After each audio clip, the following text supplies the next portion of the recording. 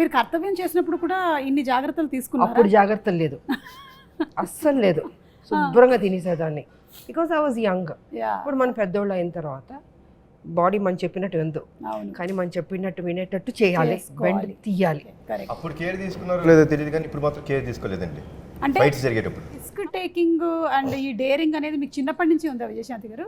నేను కర్తవ్యం తర్వాత నుంచి నాలో తెలియని ఒక మార్పు వచ్చింది.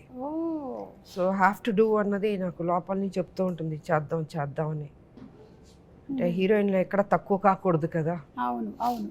సో ఆ హీరో ఇమేజ్ వచ్చిన తర్వాత ఏదైనా కొత్తదనం, కొత్తగా చేయాలి, అది కొంచెం కష్టమైనా కూడా ఇష్టంతో చేయాలి అన్న దీంతో చేసేదాన్ని. సూపర్ అండి. ఎందుకంటే హీరోలు ఎలాగో చేస్తూ ఉంటారు ఫైట్స్, కానీ ఒక హీరోయిన్ నిలబడి ఒక lady Amitabh, lady super star అనిపించుకుందంటే అది మీరే. సూపర్ సూపర్ విజయశాంతి గారు. అండ్ అలాగే కళ్యాణ్ రామ్ గారు, మీరు ఒక పక్కనేమో ఎక్స్పెరిమెంటల్ ఫిల్మ్స్ లైక్ అమిగోస్ చేస్తూ ఉంటారు, ఇంకొక పక్కన ఇలాంటివి, రెండింటిని ఎలా బ్యాలెన్స్ చేస్తూ ఉంటారు? లైక్ యూ డూ వన్, ఇది ఒకటి చేద్దాం, నెక్స్ట్ ఇంకొకటి ఎక్స్పెరిమెంటల్కి వెళ్ళిపోదాం అని అనుకుంటారా ముందే? లేదండి, అలా నేను ఐ డోంట్ ప్లాన్ ఎనీథింగ్ అండి. వచ్చే కథ నన్ను ఎక్సైట్ చేసిందా లేదా చూసుకుంటాను, చూసుకొని దాన్ని బట్టి ముందుకు వెళ్తానండి. Okay, so it's